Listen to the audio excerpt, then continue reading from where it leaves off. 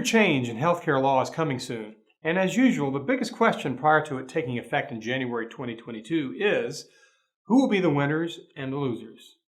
The new law is called the No Surprises Act, legislation which President Trump signed into law in December 2020. The big winners are certainly to be patients with healthcare insurance. As for those possibly standing to lose the most, in my estimation, it may well be small clinics, provider groups, and independent physicians in private practice. Passed with bipartisan support in Congress, the No Surprises Act ensures that Americans no longer must pay medical bills for both emergency and non-emergency care beyond normal in-network costs covered by their health insurance plans. It's arguably a well-intentioned law, and it's aimed especially at exorbitant surprise billings for emergency treatment. One example is charges for air ambulance services. In a medical emergency, the typical patient or bystander calling 911 hardly has time or the capability or the authority to determine whether a Flight for Life helicopter is indicated, and certainly whether the one summoned is owned by a company within the patient's insurance network. As a result, a study by the University of Michigan found that 71% of the time, an ambulance provider doesn't accept its patient's insurance plan.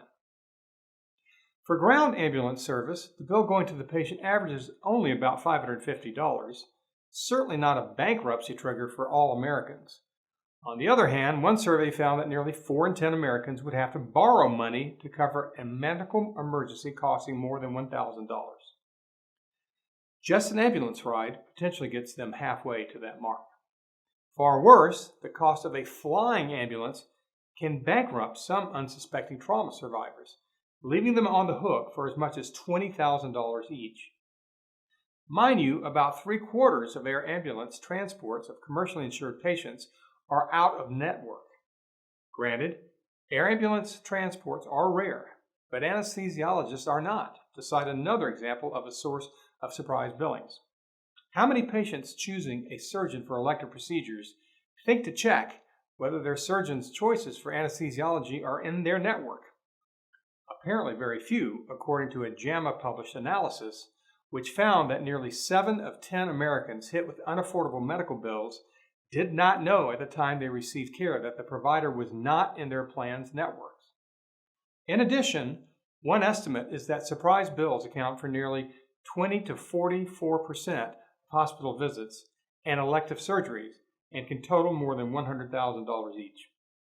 So there's plenty of reason for patient advocates to laud the No Surprises Act as a welcome relief for healthcare consumers. It's certainly the kind of legislation that politicians of any party or philosophy can campaign on in the next election. But here's the rub. The act moves payment responsibility from the patient to the patient's insurance company, assuming he or she has one. Starting in January, the patient is off the hook, and his or her insurer will have to negotiate payment with the provider. And we can only imagine how contentious those negotiations will become. To address the certainty of ubiquitous stalled negotiations, Congress has charged 3 federal agencies with creating a national independent dispute resolution system. The No Surprises Act stipulates that any dispute between an insurer and provider must go first to negotiations. If negotiations fail, then what's called baseball-style arbitration begins. In baseball negotiations, each side drafts and submits a proposal. In the 32 states without pre-existing surprise billing laws of their own, the arbitrator can pick only one proposal, just one. With rare exceptions, the arbitrator will not be permitted to devise a settlement amount independently. This stands in stark contrast to state laws that generally give arbitrators greater latitude. But wait, there's more. Under American law, there is no appealing arbitration decisions. Going back nearly a century, arbitration was born out of a strong motivation to unclog the courts by encouraging parties in dispute to settle their differences quickly and at less expense. Over time, however, critics say arbitration has become often as or even more expensive as going to trial, due to growing incentives to hire lawyers. Furthermore, the U.S. Supreme Court effectively closed any pathways to appealing arbitrators' decision in a 1984 landmark case. Now, some good news for insurance companies. Under a preliminary rule the feds issued in October, an arbitrator must select the settlement proposal closest to what's called the qualifying payment amount, which is the insurer's median contracted rate. As I see it, the bad news for some providers, whether they're ambulance operators or anesthesiologists, is that this system encourages insurers to lowball their settlement offers. For a provider to receive more than the qualifying payment amount, he or she must provide evidence that, quote, clearly demonstrates that the QPA is materially different from the appropriate out-of-cost, out-of-network rate, end quote. In the end, the system favors larger insurance companies holding contracts with larger health systems and provider groups, which they favor because they can offer their customers larger in-network plans with more participating physicians and other providers. Similarly, as a rule of thumb, larger provider groups can settle for smaller reimbursements, knowing that they can count on larger patient volumes generated by their affiliation with the big insurers.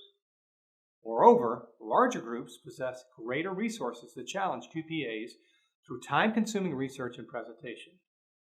Meanwhile, docs in small and solo private practices don't swing as big a bat. They typically lack the time as well as the financial resources to hire attorneys to duke it out with insurers on a regular basis. Adding insult to injury, the losing side has to pay arbitration's administrative cost. Negotiating directly with insurers is already perhaps the most distasteful aspect of medical practice for some. With the No Surprises Act, it seems to me that once again, the little guy and gal will be pressured to take what's offered and go back to the daily grind of caring for more patients for ever-shrinking reimbursements. At the same time, uninsured patients are probably in a worse position by having to negotiate on their own with providers. Of course, let us acknowledge that the No Surprises Act is still very much a work in progress. It includes a number of public benefits, including new oversight of air ambulance claims and insurer compensation to agents. More clarity is coming, and I'm hoping very much that by the time the Act takes effect, transition for all healthcare professionals will resemble what a patient might hope for in recovery from surgery, relatively short and with as little pain as possible.